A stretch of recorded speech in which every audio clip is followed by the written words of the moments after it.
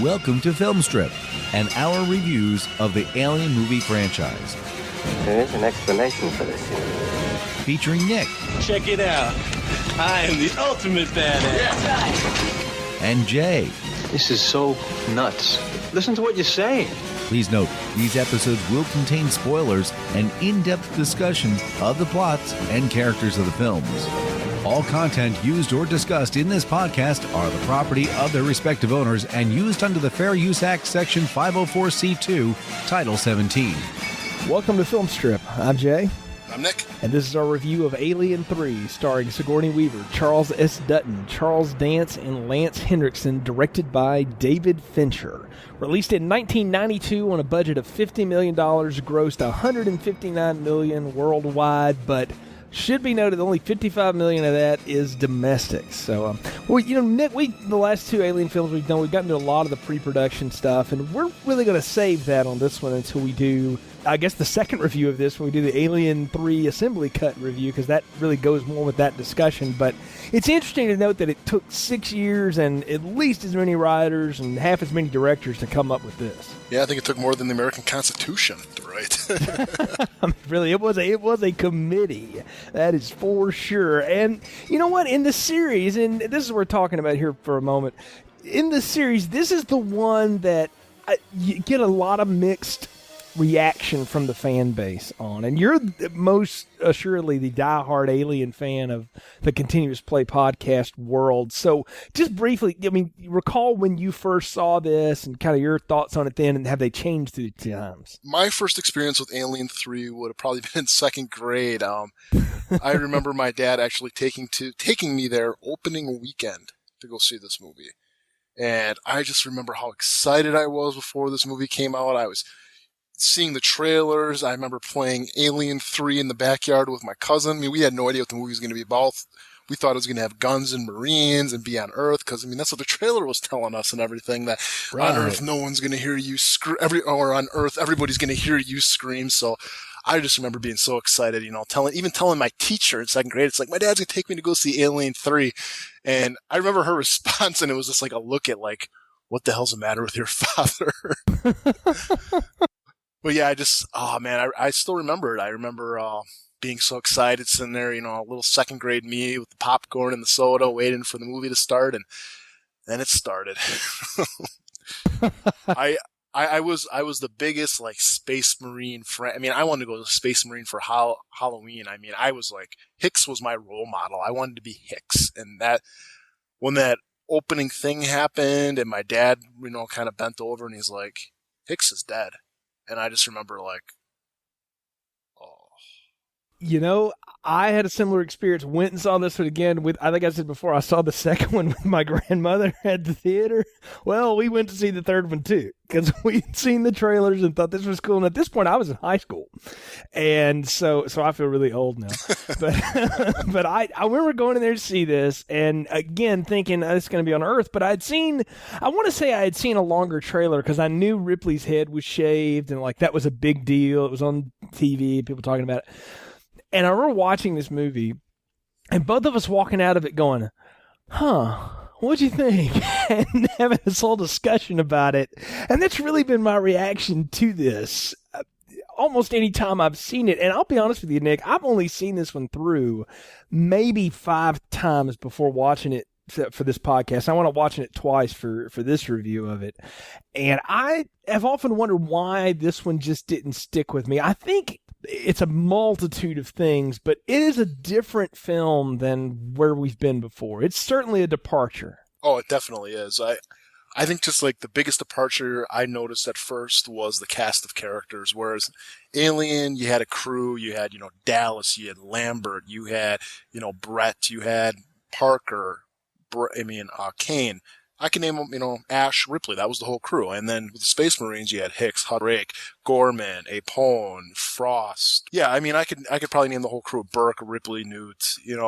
And this one, it's like Ripley and a bunch of bald British guys who.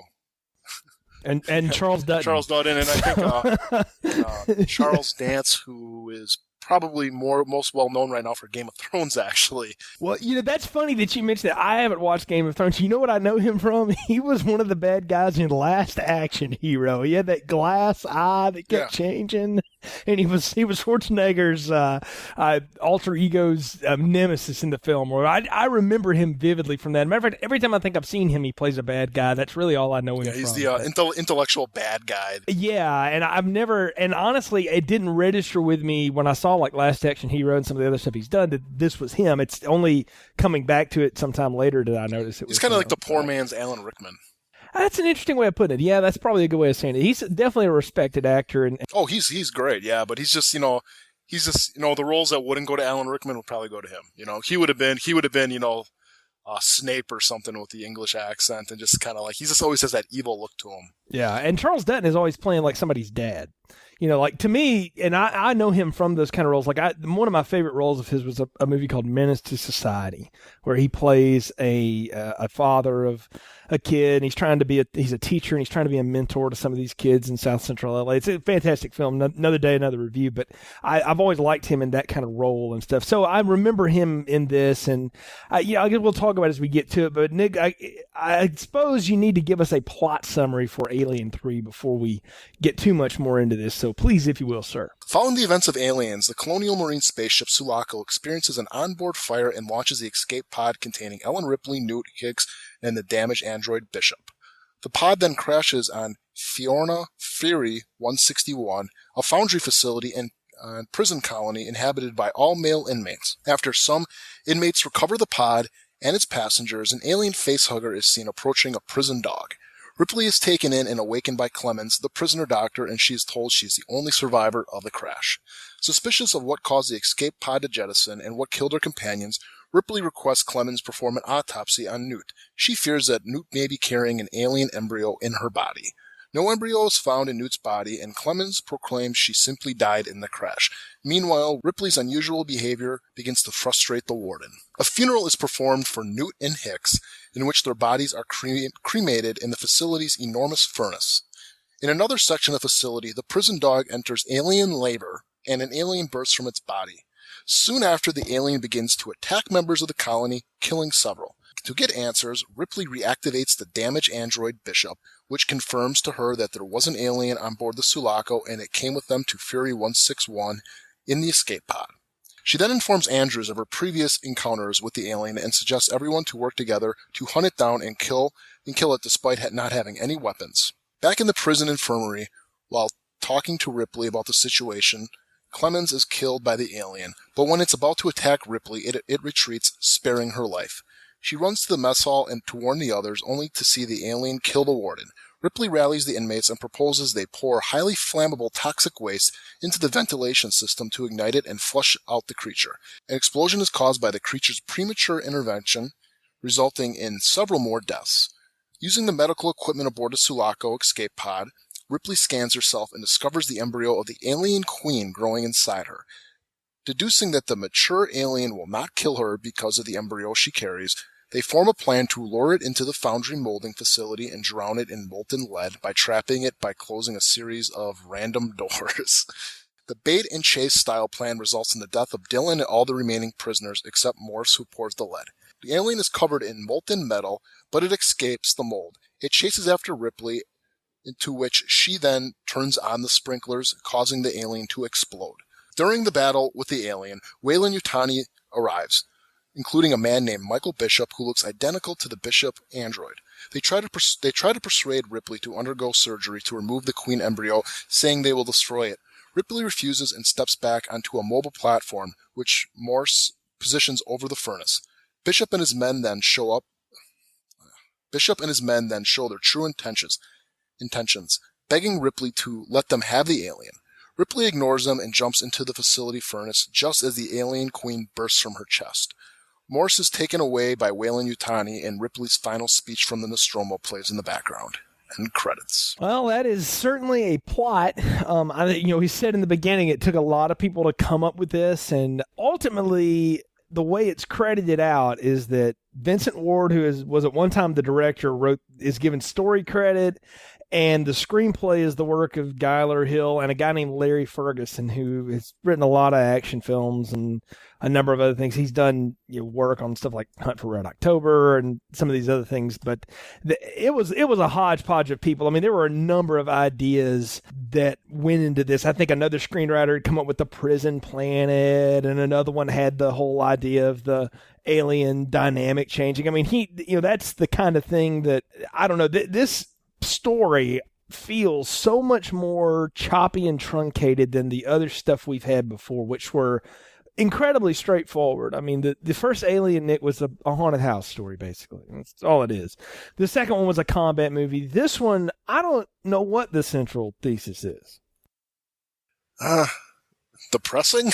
Yeah, well, I mean, that's the aesthetic quality to it, but I don't know. I mean, let's talk about it from the start, the whole setup that they've gone with the Ripley story again. And you asked at the end of the first podcast, did they need to continue Ripley? And I said, they kind of go either way with it. But the fact that what they do in Aliens is so magnificent that, yeah, that was a great idea. I was kind of done with her at the end of Aliens. To me, her story was complete. I mean, what else could you do? I mean, I know a lot of people right away will say, oh, Alien 3 is someone accepting the end of their life and ready to move on. It's a stretch for me. I really wish that they would have took this series in another direction. I mean, it is titled Alien and not Ripley. And there's so much background stuff that they could go and explore. I mean, you got the derelict ship, the space jockey from the first one. These aliens were brought to LV-426 on that derelict spaceship. Why not maybe go back to their home planet? I mean, there's multitudes of directions they could take this series, and I understand that they wanted to kind of play it safe.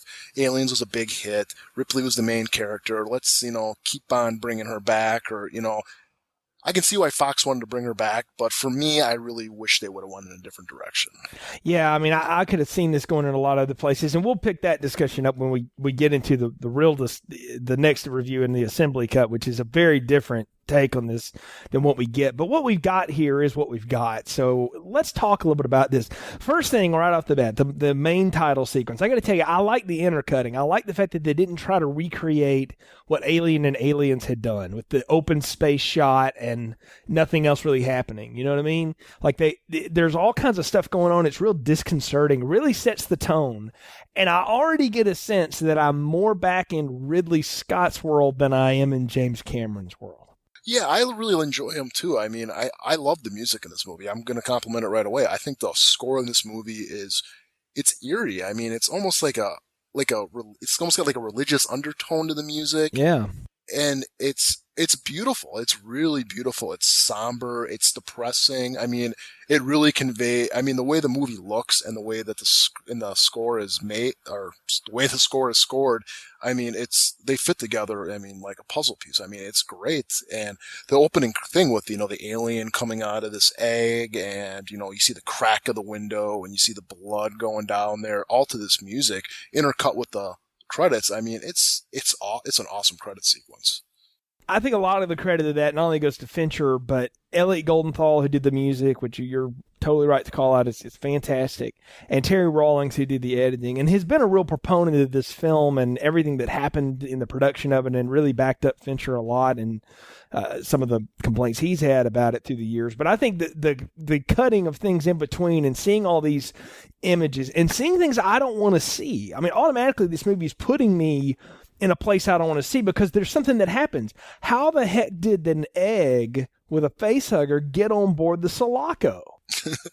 There's no explanation for that. I've tried to research it and, hear fans' theories on it, and there's no explanation. I mean, some people say, well, maybe Bishop put it there. Well, how would a Bishop ever got those eggs? He was flying around the drop shift in the better, yeah. Why would he have done that? Well, that would be a complete betrayal of the Bishop character. Oh, wow. I know. It's people trying to do a little bit of spin on it. I mean, and some people even say it was like, oh, the alien queen must have her genetics, knowing that she was the last one, somehow created these eggs. Oh, it goes back to what Ridley Scott was trying to do with there's no explanation. And to me, why even show the eggs? Just show the facehuggers on there. I mean, I'd have more of a chance of believing that the facehuggers just hitched a ride on the Queen Alien. I mean, the Queen Alien hitched a ride on the dropship, so I don't think there'd be really that much of a disbelief to believe that the alien facehuggers hitched a ride on the Queen who hitched a ride on the Sulaco or the dropship. I mean, I think that would have been better than showing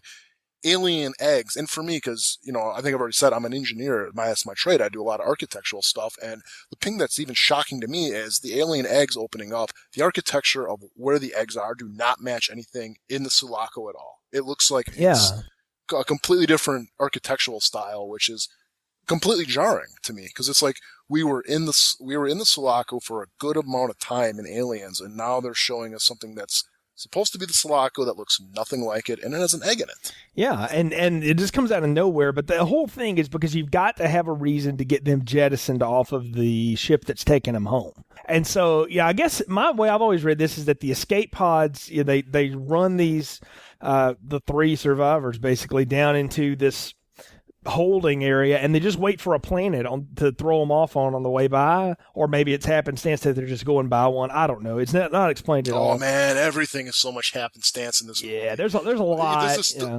This whole beginning is that this is, you want to look up the definition of happenstance. It'll be the beginning of Alien 3. It is a lot of it's a lot of very convenient things that have to happen to get us on that planetoid. Now, am I supposed to take it that the alien facehugger started the electrical fire?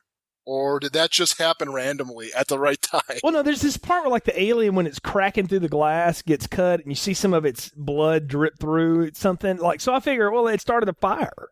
And, I mean, Bishop even calls that out later, that there was a fire. And so I could buy that. Actually, I could believe that, because these things they're very defensible and they're very tough, but they're not completely indestructible. And we saw them blown to bits, before. So clearly breaking through heavy glass would probably cut one up, but it wouldn't kill it necessarily, but it would cause damage to the stuff around them. And so I'll give it that at this point, because I know what about there not being any sprinklers? I mean, come on. I got sprinklers in my office when there's a fire.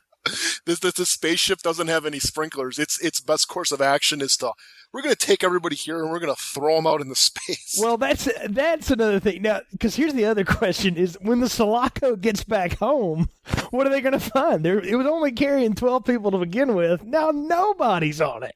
So, I don't know. That to me is just the funniest things, that, a ship that's traveling for 6 months or more at this point will arrive with no crew at some point. But we've got to give the movie this for them to throw them out on the planet. And I'll be honest with you, the first time I saw this, I mean, this is supposed to get you out of your seat, because Newt and Hicks die in the thing, and essentially Bishop does too. Like, everybody's killed except Ripley, and that's supposed to just throw you, like, everything you loved about the last movie. Well, guess what? Screw that. It's done. And that is, I will tell you now, people go back and go, that's a Fincher thing. Well, nobody knew what a Fincher thing was except Paula Abdul videos at that point. So I think it's easy to go back now and say that's a thing he does, but I really think that's just the story. They decided, we've got to throw this thing on its head. It's got to be Ripley by herself. It's an isolating way, and it is a way to jar the audience. And I got to tell you, even having seen it 8 or 9 times now, it still gets a reaction out of me to go, man, I'm really ticked off these people are dead. It's not so much that it's like the Newt character and Hicks character. It all has to do with what we went through at the end of Aliens. It invalidates the ending of Aliens. I mean, the whole ending of Aliens was Ripley going to get her daughter in a battle of 2 mothers. That was the whole last half hour of Aliens.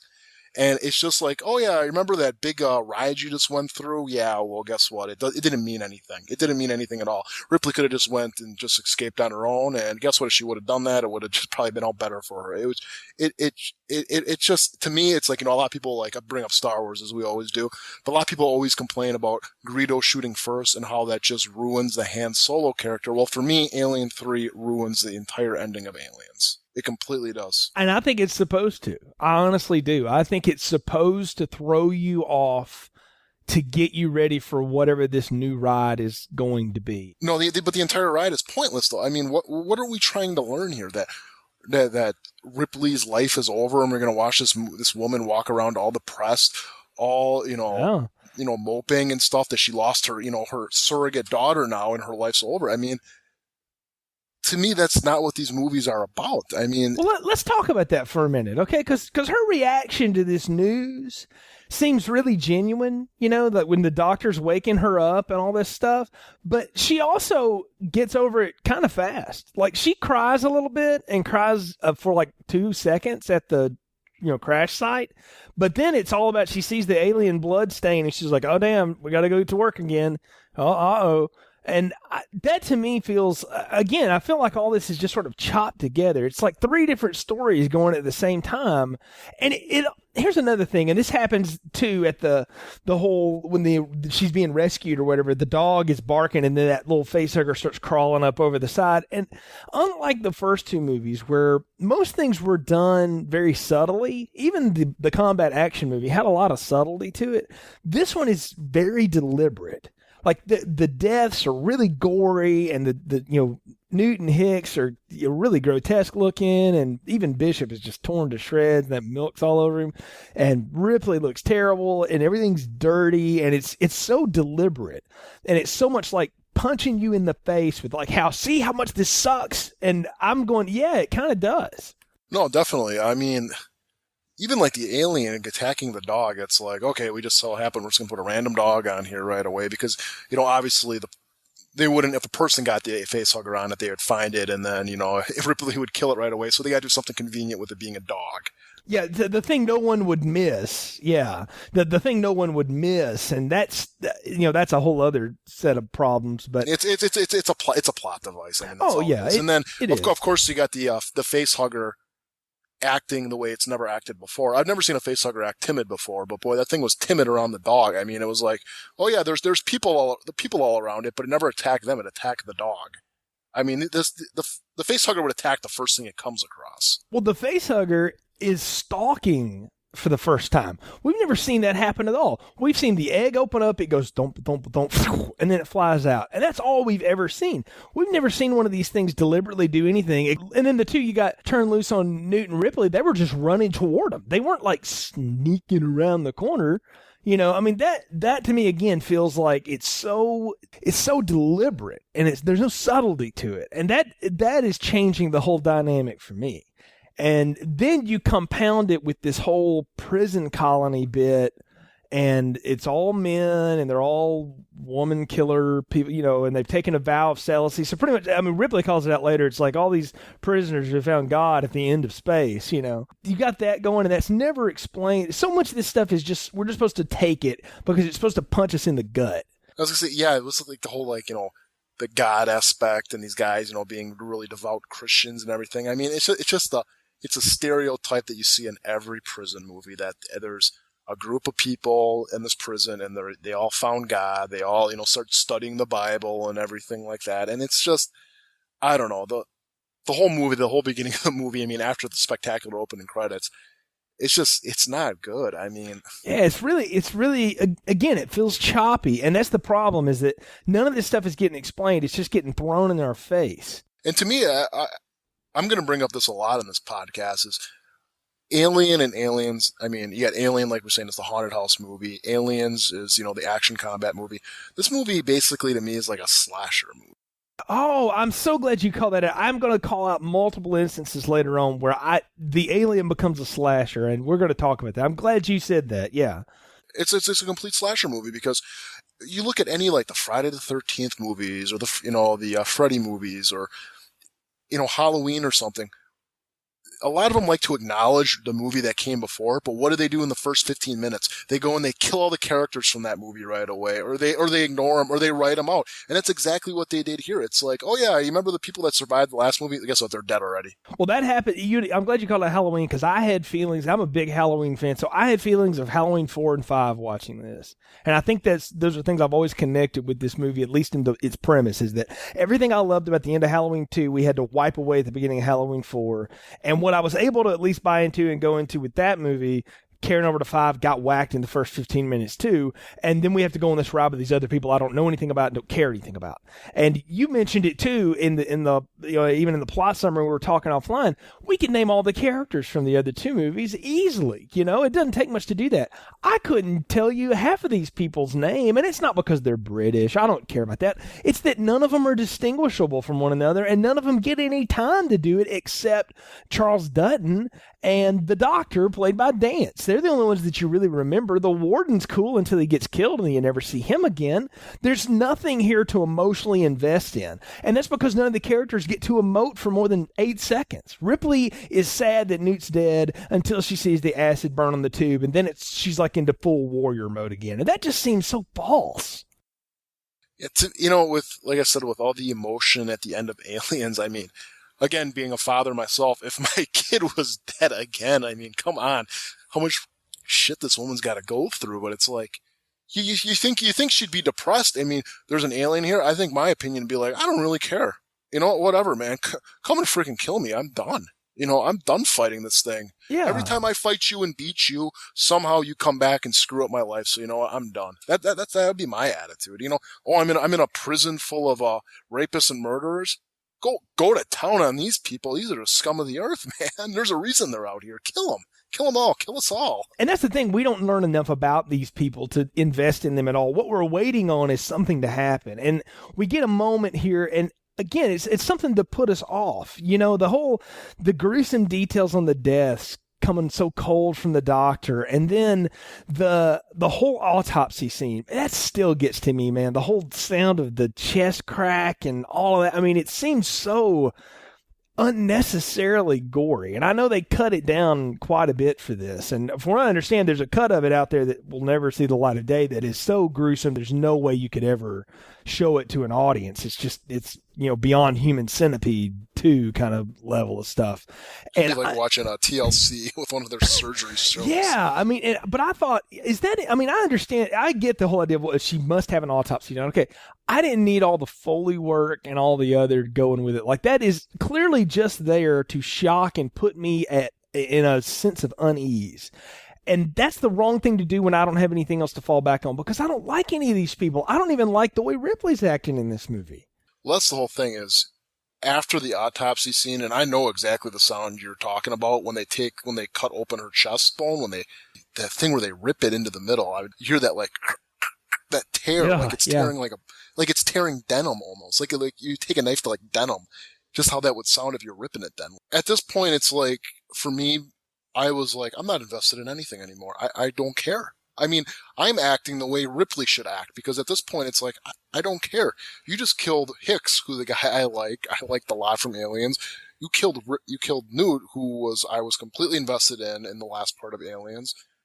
And it's like, and now you're basically taking my wound and you're rubbing salt in it by taking a 8-year-old girl and taking her body and doing this and showing it to us in ways we don't want to see it and letting us hear stuff that we shouldn't be hearing. And it's just like, literally you any color that you have while watching this movie is drained from you. I mean, and it does it too soon. I mean, it's like, the audience now is completely desensitized. And why would you want to make a movie, an alien movie, which is all about the audience's reaction to what's going on, and just completely desensitize them in the first 15 minutes? It makes absolutely no sense. And I'm not blaming Fincher. I think Fincher's a great director. I love so many of his movies.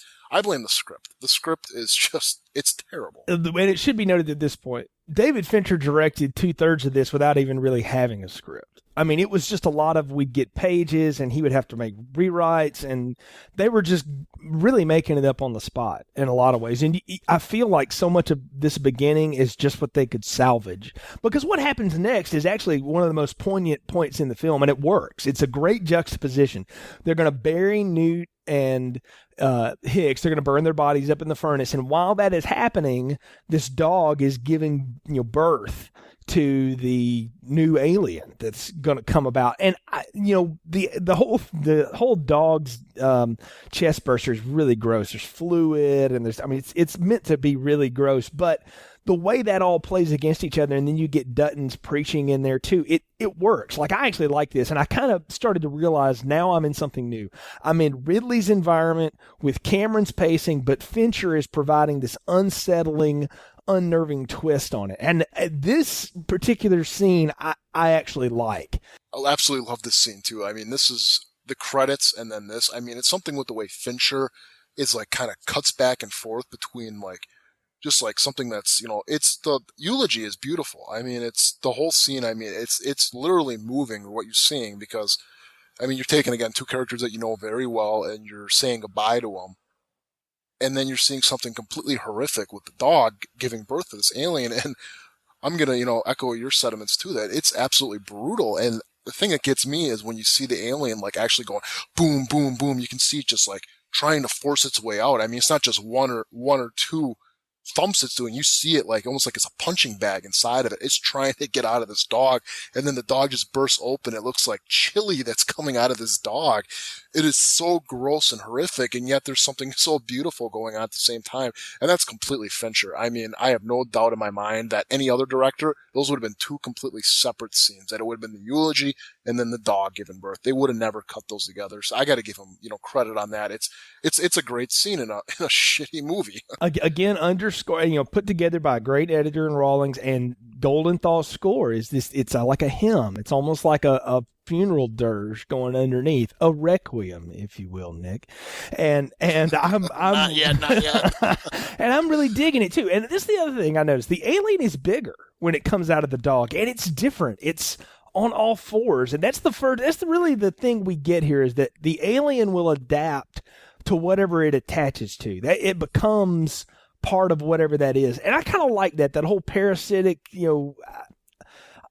assimilation idea, because I can, in my own head, retcon my way back and go, well, that makes sense as to how the thing would know its way around the Nostromo, is that it came out of Kane, who would have known his way around the Nostromo. And it explains why the ones in Aliens near the end were so aggressive, is because maybe they came out of some of the Colonial Marines. I mean, I know none of that is in anything, but I'm able to sort of make those leaps from this moment. And I like that the alien looks different, and we don't get to see how it moves yet, but it's bigger, and it's going to be a different critter this time. Yeah, it almost looks like a greyhound type dog. It's actually kind of funny that I say that, because during the actual making of this movie, that one of the costumes they tried out for for the alien dog, was actually putting alien prosthetics on a greyhound dog. And you can see it online in the making of Alien 3, and it looks absolutely hilarious. It looks terrible, and luckily they didn't use any of that stuff. I mean, not that what they used was much better, but we'll get to that. But yeah, it looked really bad, but I like this new added element that it doesn't retcon anything in my mind. It doesn't really say like, oh yeah, well, it takes on DNA host. Well, okay, we'll just accept that. The first two movies can completely buy into that theory, because they were bipedal aliens. They look like people, basically. They had two arms and two legs, maybe minus a tail, and this alien now walks on all fours, just like a dog, and it moves like a dog, or like a panther almost. I mean, yeah, I enjoy them basically bringing that up, because that was always my kind of theory watching these movies, that it would make sense that something like this would adapt to the host. It would act and have the same type of biology that the host would, because what would be the purpose of it being like a bipedal human if it was in an environment that would require four legs? It's smart that this creature would adapt this way. Well, that's the whole bit, is the alien adapts to everything, right? That's what we're supposed to believe. But, we're having to give the movie a lot of this, because there's only 2 or 3 other times we see it doing things that make you realize that it being on all fours allows it to climb the walls and run the way it does, and all that stuff. The rest of it acts like, a slasher. And let's get to that now, because let's get to like the first real kill that the alien's responsible for, besides the dog, right? The guy's cleaning up I don't know, what is he in? A tunnel? I don't know. Exhaust tunnel? It's some type of fan or something. Yeah, of course, there's that big fan, and immediately somebody's falling in the fan. And basically the alien jumps out and scares him into the fan. And I'm like, okay, so the alien is killing people in Jason style now. It's like slasher setup. Feels really, really off. I took it that the alien actually sprayed acid in his face. Well, that's new too, because when have we ever seen him spit like a cobra? Nothing yet, yeah. I mean, we're going to see it in later movies, but yeah, nothing in the first 2 movies ever showed that the alien could spit acid. I mean, the facehugger, we've, established that can, spit out or have acid come out of it. I mean, we saw that with Kane in the first Alien, how it burned through its mask. And yeah, but it's a new element they're adding. I don't mind it because, again, we're seeing a new type of alien, so I'm going to go along with it. But it's a brutal scene because you see that guy rolling, and we learn later that those fans, it wasn't that he just necessarily rolled into it. There is some type of suction in there as well. So why they leave the fan on when they're cleaning it, I don't know, but... It seems like an occupational hazard, even for prisoners. I mean, come on. Yeah, it's one of those things like, why isn't there sprinklers on the Sulaco? Why don't they turn off the fan when they clean it? I mean... Well, because in the convenience of the plot needs it to go this way. That's why. Well, they want to kill right away. That's what they want. They want to be able to up the stakes and give you probably the goriest kill we've seen. I mean, this is gorier than Kane in my opinion. I mean, you see the guy blow up. I mean, you see his boot go flying, and it looks like someone took a bag of spaghetti and threw it into a fan. Well, and even that's how they identify him, is like, we know that's him because that's his boot. And I'm like, well, that's supposed to be funny, and it's not. It comes off kind of cruel and cold again. I mean, the whole thing. I'm willing to give them the fact that the alien's going to have a different dynamic this time. I'm cool with that. I'm not cool with the fact that it decides to kill somebody by disguising the kill. Like, okay, I'll make this dude fall in the fan, then they won't know it's me. That's what it feels like. And I'm like, no, the alien doesn't do that. It just kills and then it goes on. But does it even kill, though? I mean, from Alien, we don't know what it... I mean, yeah, I guess we do know because it killed Parker and Lambert and stuff like that, but it wasn't like... It killed him and left. I mean, you're totally right. It's like a deliberate, like, he's hiding, there he is, and he just like a sniper. It's just like in and out. That's all it was. It's just like the face. That's not the way the alien acts. The alien would get up and look at him in the tunnel and go and attack him. It wouldn't just spit in his face and run away. Yeah, that made no sense at all. Like that to me, just again, it feels off. The whole dynamic feels off with that, and that's. But the whole plot is, is Ripley crazy? What is going on? What is she bringing with us? We can't prove that it's an alien and stuff. And it's all happenstance. It just happened that the first alien victim got chopped up by a fan. I mean, it all goes back happenstance. Alien 3. That would only work if the audience were the prisoners who didn't know. We know everything about this. At least you knew aliens going into Alien 3. I cannot believe there were a large number of people that went to see this that didn't at least know enough about this to know how it worked. And this it just feels weird. I don't buy it. And it bothers me, especially because I had kind of gotten back on board with the movie at this point, the whole burial bit and then the whole shaved head thing, which is kind of neat, and the reason she has to do that and the lice problem and all that. You get the idea that this is in the middle of nowhere and all that. And I like that whole isolation thing. I was back on board with it until they do this. And then we have to, Ripley is still trying to get answers, right? And so she goes and digs the flight recorder out of the escape pod. And I'm blown away that the escape pod has one of these. I'm like, wow, that's pretty impressive for something that just got jettisoned. Yeah, I'm going to actually do a little bit of a rewrite. I'm going to do a little bit of a rewrite on this movie. You ever see the movie Hot Tension or High Tension? No, I have not. It's basically the whole plot of the movie. The end was that this like crazy slasher killer was actually the victim itself. And I'm thinking, you know what? How... if they wanted to really have balls making this movie, why not have it that there was no alien, that Ripley was the one killing these prisoners because, she's crazy or something like that. I mean, I think that would have been a better movie where it's like, you think like this alien's doing it and it turns out, no, it's Ripley. But yeah, I mean. That would even be weirder than what we have. I think it actually would have been better. I mean, this movie's so fun. And who knows, Nick? There's only like 100 versions of this script, so I mean, it could have even been in one of them. Maybe even a fan edit could do that. Someone could go in there and edit this movie like that. I would not surprise if somebody that knows what they're doing on Final Cut Pro could make that happen. You could probably turn this into a romantic comedy at one point because the alien does look like it kisses Ripley at one point. We'll get to that though.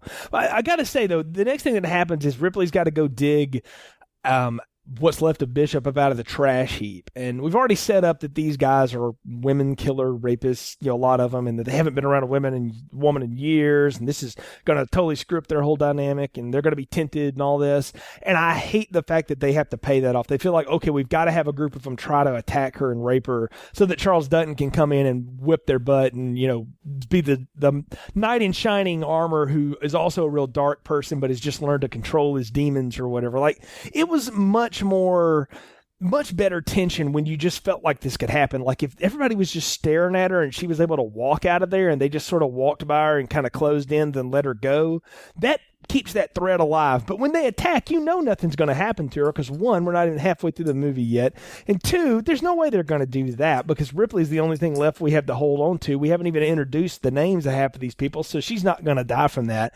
And I just can't believe it made the cut. Like, this to me seems like an unnecessary scene. I mean, they already got that in the basically the remake of the scene in Aliens where Ripley walks, into the cafeteria when they're all eating. I mean, they have the same exact scene in here where she walks in and sits down next to them and stuff while they're all eyeing her up, and you know what they're feeling. Any man who's been on a prison planet for how many years? I mean, they've been down there for like 12 years or something. They see a woman. I mean, it's biology. I mean, of course, no one's going through their mind, but yeah, they actually try to have a rape scene in this movie, and it's like, oh my God, you guys just killed the two characters. You just had an autopsy of a little girl. You see a guy blow up in a fan. And now you're going to have this. I mean, it's just like, again, they're just dragging the audience through the mud, and it's just, you're desensitized. I mean, they're completely desensitizing you. And then, again, these are the people that are going to be later trying to kill this creature. And right now you hate them, and they never redeem themselves. I mean, they're rapists and murderers, and that's what they're trying to do right here. And it's just, again, it's a big flaw in the script that it's just a big flaw in the script as far as I'm concerned. I mean, you got people you just can't stand. You got the despicable people. Why is Bishop in the freaking trash? I mean, what is the point of them throwing Bishop in the trash? Oh, because he's inoperable. They don't know what they can do with him, and that's what they do here. They grind trash down and melt it into nothing. That's what they say. They save the EVV. The ship that she crashed in. That might be useful, though, because there's parts of it that still work. I could see why they would trash him. He doesn't mean anything to them. They don't need him, and so they just chuck him. And it's also, again, like you say, it's the happenstance and convenience factor. We got to have him make the cameo because he's the only thing that can read the flight recorder in a bit. Before that, though, Nick, we get another badly placed scene. You get these prisoners lining the tunnels and stuff with candles, so people don't have accidents and all this kind of stuff. And the alien attacks, and it feels much more like a slasher now. It's like we're waiting for it to hit them because the music's building and all this. And when it does, it attacks much more like animalistic. And my question to you, is that because it comes from a dog instead of a human? I don't know. At this point, I'm asking, is there a second alien? Because from what we've seen so far, this alien that attacks these prisoners looks nothing like the alien we've seen so far. This one looks like man in suit, and the other one looks like a dog. Well, and here's the other thing. At the end of that, it kills one, it's got blood all over its face, and it looks up at another one, and it sneers at him. And I'm like, the alien doesn't sneer at anybody. It looks at him and goes, teeth, watch these, and then hits you with them. It doesn't go, you're next. Well, we had a double attack in Alien, and what happened? As it was killing Parker, it was killing Lambert. I mean, the thing can multitask like no other, but yeah, it wouldn't do that. It wouldn't sit there and have its face full of blood like a slasher movie and sit there and stare at him going, yeah, I'm badass and I know it. I mean, that's the message I got from the alien there. And then of course the alien somehow catches up to him in a little bit and kills another one. And my question too is, why were they even lining the hall full of candles? Were they exploring this complex? Or here's a better thing. Instead of having that guy explode in the fan, why doesn't he just go missing? And then these guys are looking for him. I mean, wouldn't that make more sense? Yeah, that would have made a lot more sense, hey, yeah. And it would have been a lot more true to the dynamic, too. That's what Alien does. It takes you away. And I think it would have played out perfectly because the one guy, Golick, is eventually accused of murdering these two guys. And how perfect would have that been is if the one guy in the fan goes disappearing, they don't know what happened to him, and then they find then these other two guys who go with Golick end up disappearing too, and they're blaming these murders on Golick.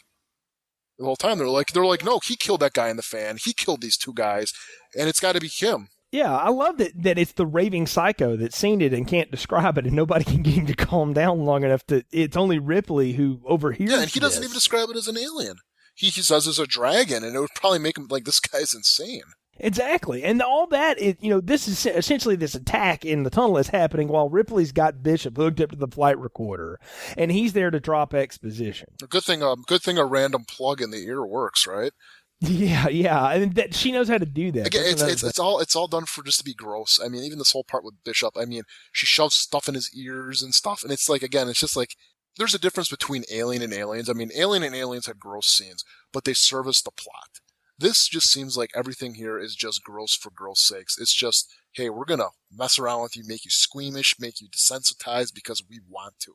It doesn't service the plot at all. It just. I know the Bishop thing is it's a small example. That's the problem. I'm nitpicking, but it's an added layer onto this Sunday of just disgusting.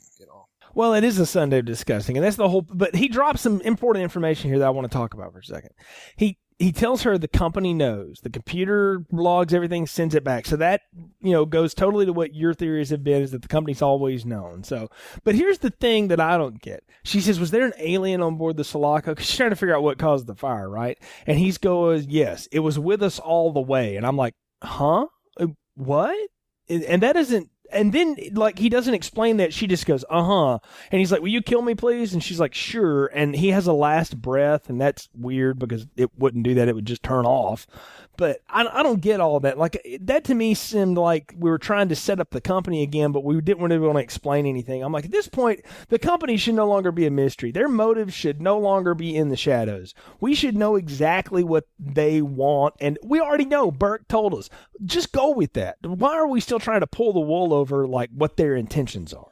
Yeah, I just don't like it too. That it was with us all the way. What does that mean? I mean, it was with us all the way from LV-426, I'm assuming, but... Well, yeah, but how did it get up there? The Sulaco didn't sit down. The dropship did. So that didn't make any sense. Another thing that's not explained is they only show one egg in the beginning of the movie and some others two facehuggers that we find out in a little bit. And it's... I don't know, this whole movie just, again, it's just all happenstance, and you gotta just ignore stuff. And, it's like Aliens, you had questions about how come they didn't hear the beacon and stuff like that. But those were explainable in the context of the movie, like, okay, you got an evil corporation and stuff, and they could be hiding this or ignoring this or what have you.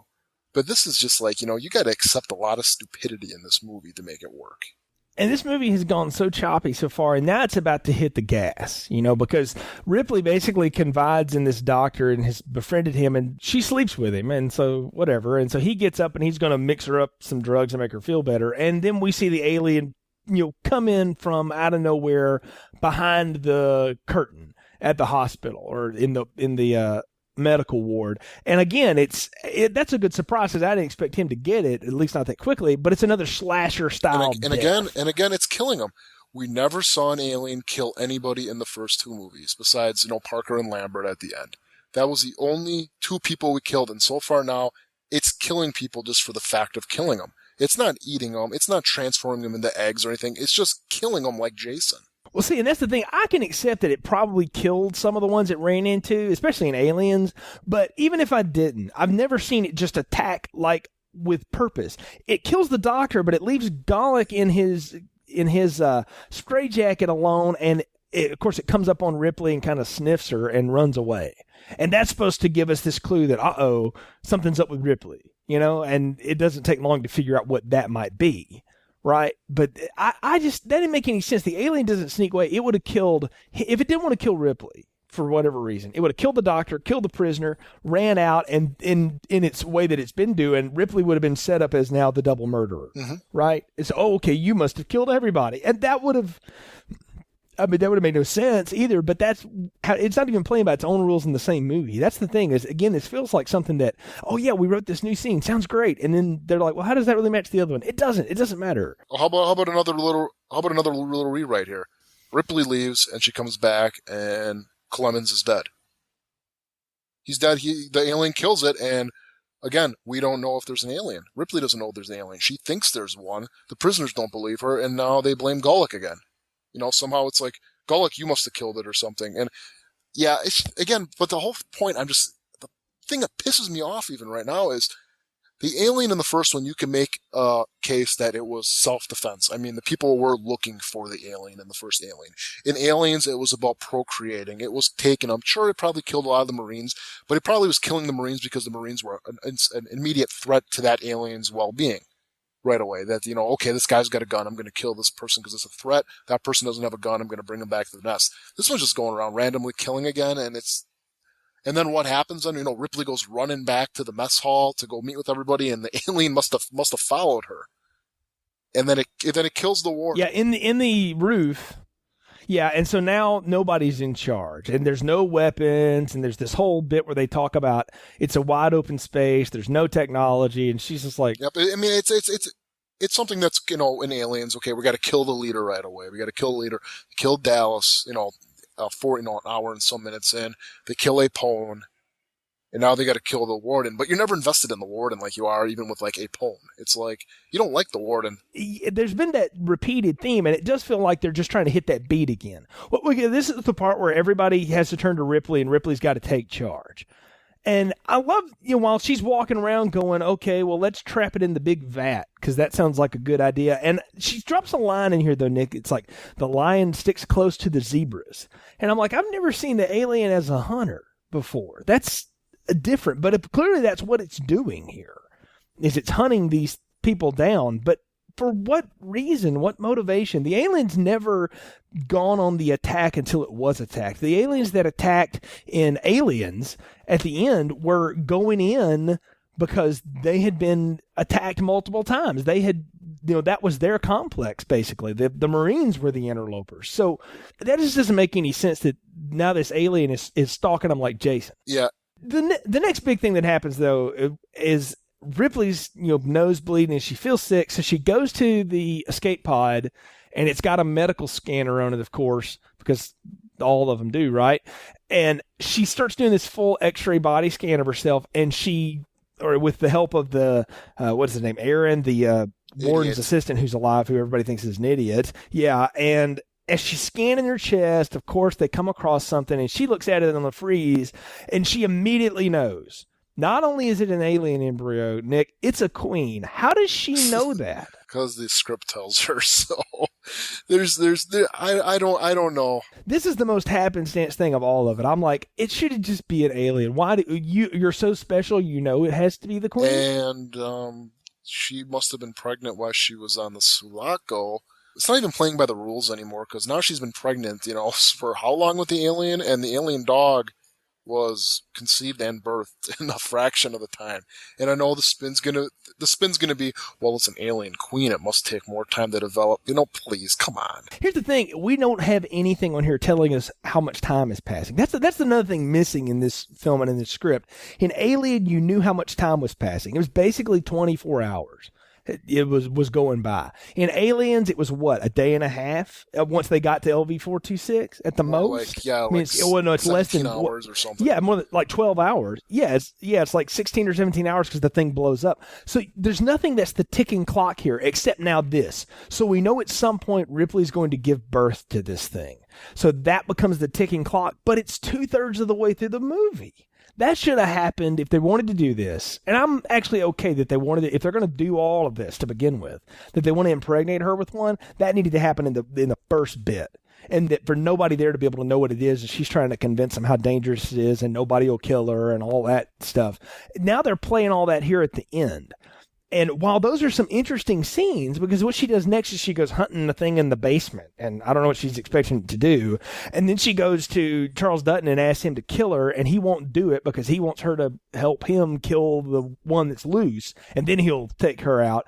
All of that would have been nice if it played out in that dead middle where, slasher movie was happening. Don't you think? I'd take anything at this point. The movie is just, it's dragging after this. I mean, the one failed attempt to try the stupidest plan in the world. We're going to put it in a big giant box area for whatever reason, I guess to make it easy for Weyland-Yutani to take it. And now it's like Ripley's going to go on the Rambo mission by herself to kill the thing. And I don't know. It's just, as you can just tell, I'm just like, I'm so apathetic to this movie at this point. It's just like, Ripley doesn't care, and it's like the audience doesn't care. It doesn't care. No, you're not invested. Well, you have no reason to follow it. It's just like they're hitting beats. Now you've got the Aaron guy who's monitoring back to the company because the company gets an email or whatever about that, or gets some sort of signal about that scan. And so not only do they know that Ripley's there, but because they dropped earlier that they're coming to get her, but they know she's impregnated with one, and you're to quarantine her, and we keep her safe and happy till we get there. We're double timing it on our way. So I kind of like how the company's monitoring all of it, but again, that needed to be set up earlier. Like if Aaron is really the company man that's supposed to be the betrayal here, then that needed to be set up earlier. The fact that it comes here at the end and it's just kind of smashed in there, I can take it or leave it. I'm like, yeah, whatever. And that's just all that happens. And then they come up with this idea of they're going to get it in another enclosed space and they're going to drop hot lead on it, and the way to do it is they're basically going to get it to chase them through the tunnels. And this is the one cool thing we get.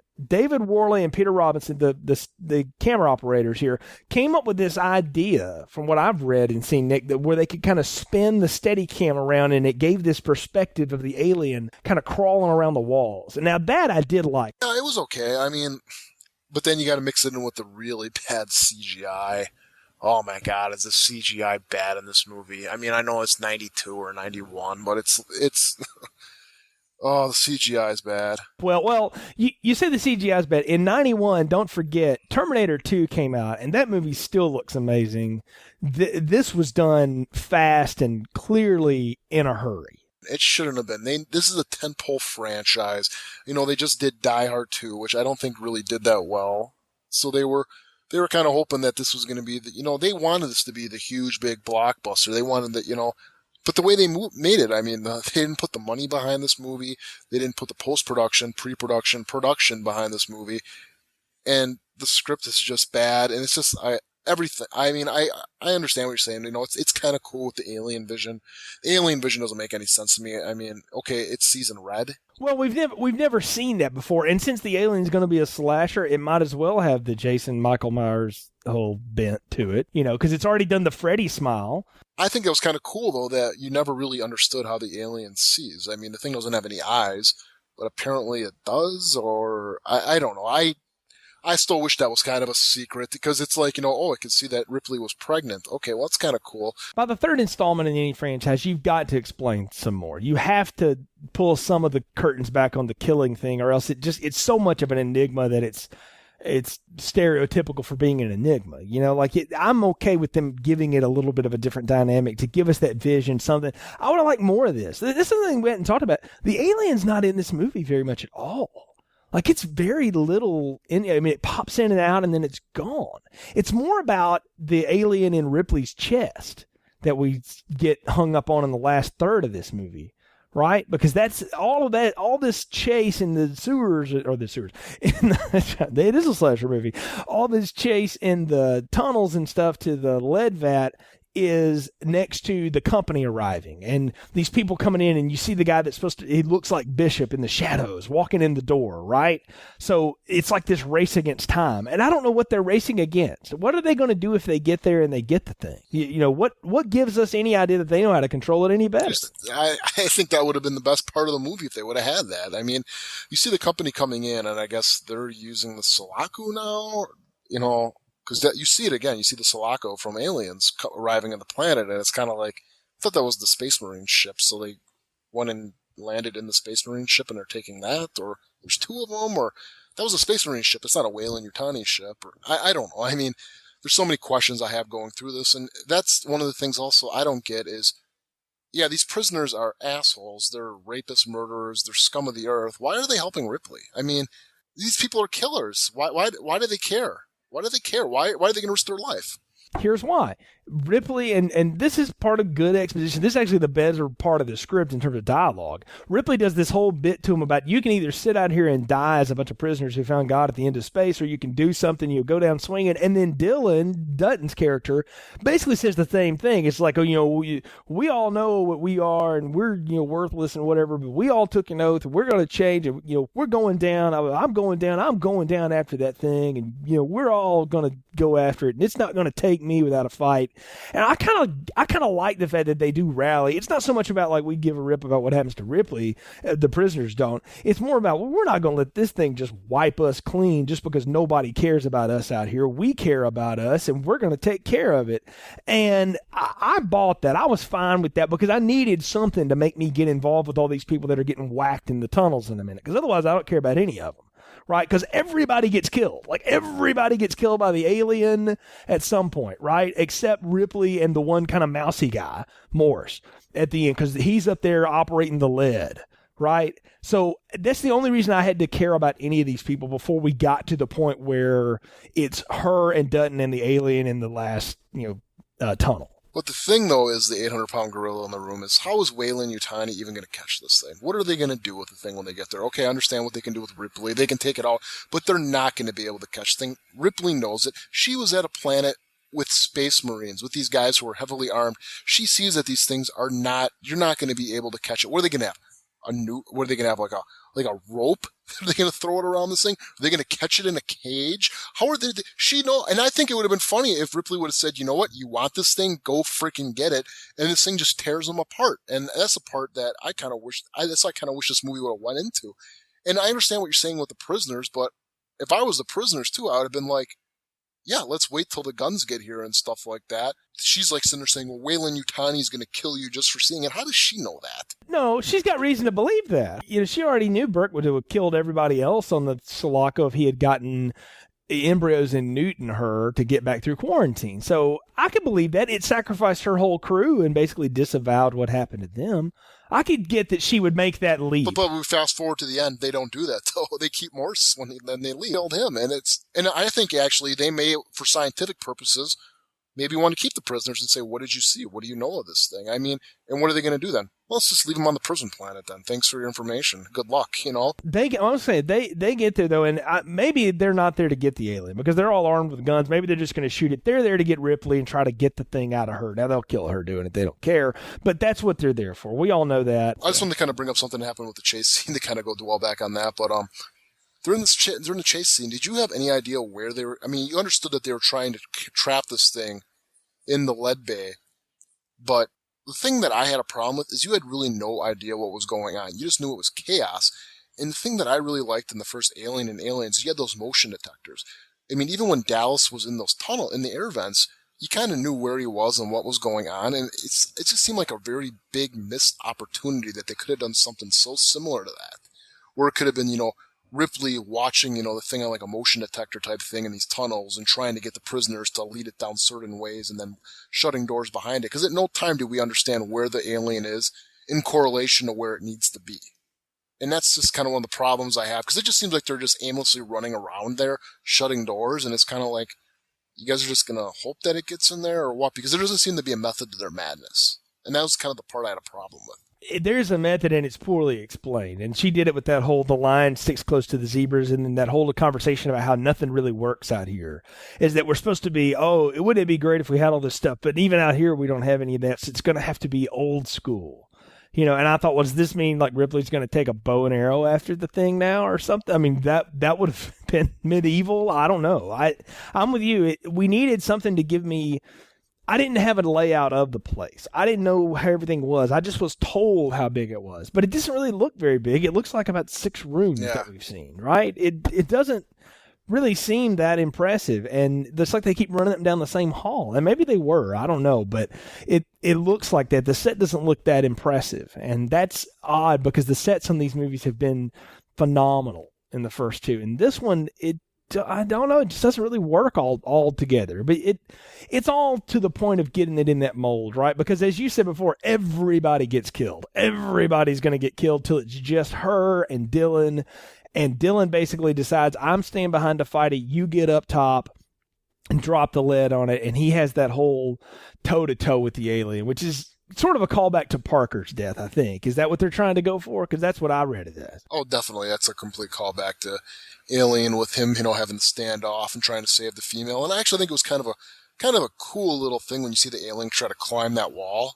the way its claws kind of like go into there. I thought that was actually kind of a neat little visual there where they're trying to climb up there. And I liked it with Dylan with the one standoff there where, slowly takes off his glasses and starts insulting it and stuff. And that's the best you got. That's the best you can do. And I like that scene, just because I like Dylan. I mean, he's the only character besides Ripley that you can even attach to. And it kind of sucks seeing him die.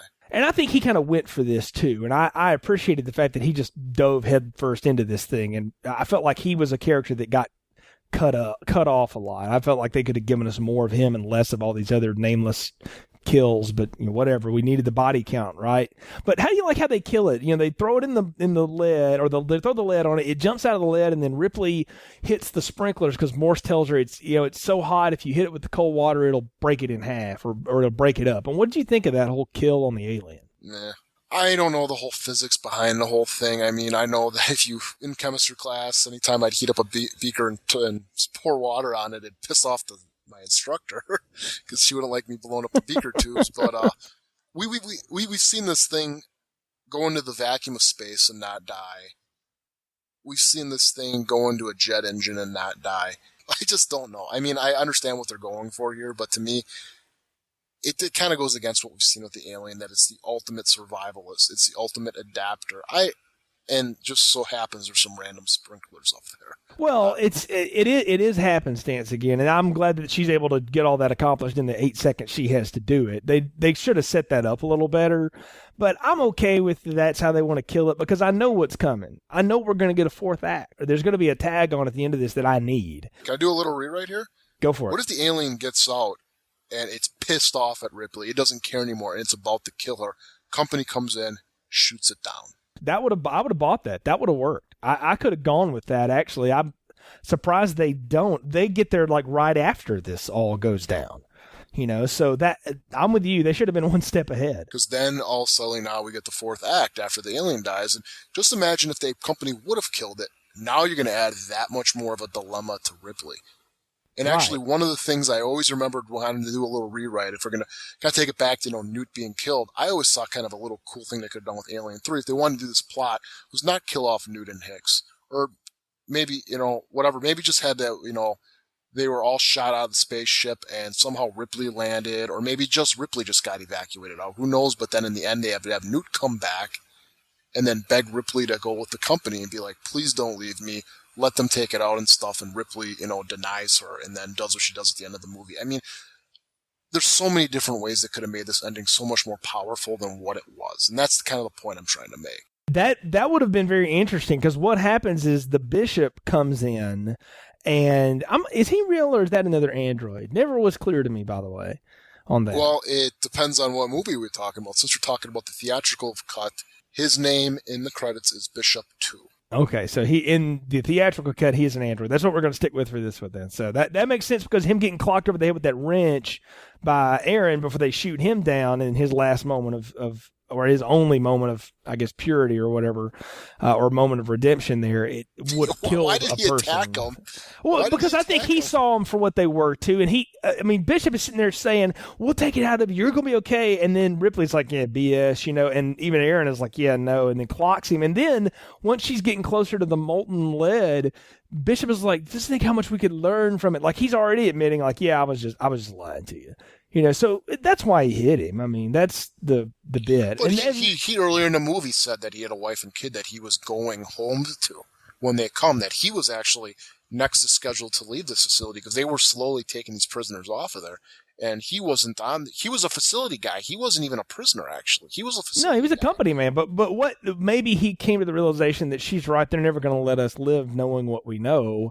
Or maybe he believed that. I don't know. But they gun him down because you have to have one more kill in this movie. I guess it fits with his character because he is stupid, and it was the actions of someone who was pretty stupid. Well, it's the actions of somebody who's been a coward finally doing something heroic. That's what it's supposed to be. And I only can say that because I've seen that a billion other times, done a lot better. But that's what they're trying to do here, and it's poorly done. But Ripley, of course, denies all of this and sort of does the back fall off of the platform. And as she's going down, Nick, the alien bursts from her chest and she grabs it. Now, I have a real problem with that. Okay, I would have been fine if she's going down and we see the thing trying to punch through and then she hits the molten lead. The fact that she's coherent enough to be able to grab the thing is, again, totally betraying everything we know about it. Everyone else who had that happen is totally incapacitated by that event. And that just looks, it's just ridiculous. On top of the fact that it is a terrible looking shot. It's the worst shot in the movie. It's again more happenstance. It just so happens that the alien comes out. Again, why wouldn't the company just shoot her dead right there? Why wouldn't they, shoot her in the freaking head and have her fly over dead? You don't know if the alien's not like a human baby. It's not like, okay, they're going to kill Ripley and the baby's going to have a good chance of dying. Well, they don't know that, though. That's the thing. They don't know that, so there's no way they would fire take a chance. But take a chance, though, because they know what her plan is right there. They know that Ripley's going to end up sacrificing herself into the furnace. They know that's what they're doing. Just shoot her dead. And you know what? Because you're going to lose the thing that way. You might not lose it if you do that. So I don't buy this company would have shot her. Well, they don't, and that's the deal. And she falls into the lid, and that's the end. And then you get, Morse being led away, and you see all the little typing on the screen that they're shutting everything down as the final thing from the end of Alien is playing again. And that doesn't even fit in this at all. I'm like, you're trying to call back to that poignant moment. Feels so forced. Just so much more of this movie is just so forced in there. And I'm supposed to believe at the end of this that this is the end of the series, right? This whole computer transmission ending bit, that is supposed to bring me closure. But I don't really feel it. Do you? No, I felt the same way I felt when I was in second grade when I watched this movie. I just felt empty. It's just like, okay, she's dead. It's just like, if Ripley would have died at the end of Alien saving Newt, that would have been emotional. That would have been, the ultimate sacrifice. Here it didn't feel like the ultimate sacrifice because in the back of your mind, you kind of know, like, okay, these aliens, this isn't the last one. They were brought to that planet on a spaceship. So if there's more of them out there, she didn't make this thing go extinct. It's not like now the company's never going to get it because of you, and you saved humanity. Wait a minute, we don't know that. All the ones we know about blew up on LV-426, so we don't know if there ever are. No, but we don't know where we don't know how far away the derelict spaceship was though from the colony. Remember, they found the colony in Aliens because Burke sent them out there. That's right, but we're meant to believe at the end of that explosion is so much that it would have wiped everything off the planet. And at least it would have made it impossible to get back to, and you would think that the company would be like, you know what, maybe two $50 billion ships is enough. Maybe we shouldn't lose anymore. But they're worth millions, and that ship was worth millions. Yeah, well, in those days that sounded like a lot of money. It still is a lot of money. $1 million. Dollars. Well, Nick, I think we're at the part of this podcast. We go any further, we're going to get into stuff we want to talk about next time. I think we're at the part where we need to do our final thoughts, recommendations, and popcorn ratings. So what are yours for Alien 3, the theatrical cut? I am going to have to go with a small popcorn for this movie. I cannot recommend it. I cannot even give it a medium popcorn. There's some stuff in here I like. I like the score. I like two scenes. I like the credits, and I like the eulogy scene with the dog chest burster. Those are the only two scenes I actually enjoy. Everything else in the movie is melancholy. Everything else in the movie is just depressing, sad, and you walk away just like, there's a reason why this movie only made $50 million domestically, because everybody walked away from this movie mad and everybody refused to see it. To me, Alien 3 doesn't exist. It's just what it is. Well, I'm going to say this. I've nitpicked a lot of stuff in here, and I think it's worthy to do it. But if you will just go with the movie for what it is and accept the things it's asking you to accept, it's about half good. And if you know anything, at least if you know that there were so many different rewrites on it and so many hamperings in the production and a lot of tampering on Fox's end, particularly in the editing and all this stuff, you can give it enough credit to realize they were trying to do something. And I think Fincher had some ideas here that would have been really interesting to explore. And I've never seen the assembly cut, Nick, so that'll be a neat experience for me, because from what I understand, it's much more closer to what he wanted to do. And even knowing all of that, though, I will go with this enough to give it something like a medium popcorn. It's the definition of medium popcorn. It's mediocre. A lot of this is really mediocre. It's very watered down. It's very slasher, very forced. But they killed Newt, Jay. They killed Hicks. Well, here's the thing, though. I could even go with that if you want to just throw me off of my seat, even though I didn't like it. If that's your whole motif, I'm good. The fact is they can't keep that up, and that's the problem. But I'll tell you why I like this. I do think Sigourney Weaver's performance is very, very good. I think Charles Dutton steals the movie. He's fantastic in this. And those two together, if it had been more of them, I would really like this. As it is now, I kind of feel meh about it. I don't really like to watch this one. I don't want to pretend it doesn't exist, but I don't go back and watch it often. But I'm not going to sit here and tell you that it's the worst thing I've ever put in front of my eyes. It's certainly not the worst one in this series. We haven't even got to that yet. I'm willing to say that there's enough here that it's interesting to every now and then go back and kind of watch. And like you've done through this podcast, Nick, how can I rewrite that? How can I make that better? That's kind of a fun game to play with movies that don't totally work for me. I like that challenge. I give it a medium popcorn for that. And I would say this, if you're a fan of Alien and Aliens, I think you gotta see this cut of it at least once or twice if you haven't yet. I mean, if you're a fan of the series, you probably have. But if you're new to it for whatever reason, you're listening to us talk about this stuff, I would recommend you watch it at least once, just so you know what it was. And then if you can get your hands on the assembly cut, which is on the quadrilogy and the new Blu-ray release, you can watch that like we're going to and review it for the next time. So I'm giving it medium popcorn. I didn't like it. It's light years less than the first two, but there's enough that I was interested in it, made me ask questions, and I was okay with it. That'll work. So, next time, though, Nick, we are going to dive headlong into the assembly cut. And what we'll do for that one, folks, is we'll give you a plot summary that plugs in all the stuff that's not in this one. So we'll skim over the stuff we think you know already and hit the stuff that got cut out because it's all kinds of subplots. And really we'll focus on the differences, and we'll get a lot more into the whole production of this and how it came about. And hopefully you'll enjoy that review as well. Lots of stuff on our website, folks. ContinuousPlayPodcast.com/movies. You can go there, sift through our archives. We've got everything from Ghostbusters to Harry Potter. We've got romantic comedies on there. We've got, schlock like No Holds Barred and Leprechaun, and Nick and I even did Blair Witch and Blair Witch 2. We got all kinds of things on there. So check out our archives. You'll enjoy those. Listen to our Sessions podcast where we talk about various topics. The last one we got out, it was all about the summer movie trailers and what's going on. And hook up with us on Facebook or Twitter. Let us know what you think. Sign our guest book. And check out our sister podcast, The Art of Slaying, our Buffy the Vampire Slayer retrospective as well. Until next time, for Nick, I'm Jay. Thanks for tuning in to Filmstrip. Thanks for listening to Filmstrip and our reviews of the Alien movie franchise. I still don't understand what you're dealing with, Jay. Visit our website, ContinuousPlayPodcast.com, for more reviews and episodes. I say we take off, nuke the site from orbit. It's the only way to be sure. All content used or discussed in this podcast are the property of their respective owners and used under the Fair Use Act, Section 504c2, Title 17. This is Ripley, last survivor of the Nostromo, signing off.